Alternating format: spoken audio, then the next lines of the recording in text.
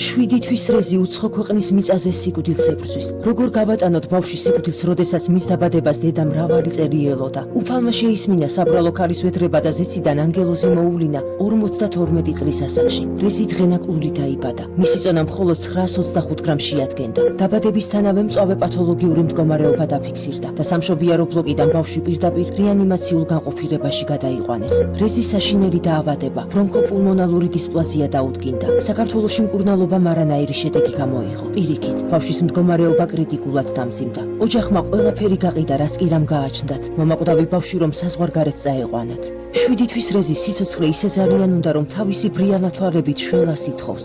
ბავშვის სიცოცხლე დღეს $36,000 ღირს. სიკვდილთან ბრძოლას მოვიგებთ, თუ მთელი საქართველო გავერთიანდებით ზუსტად ისე, როგორც ეს ქართველებს გშვევია. სიცოცხლის წამზომი ჩართულია. გადარიცხეთ ნებისმიერი თანხა ჩერნოვეცკის ფონდის ოფიციალური საიტის მეშვეობით.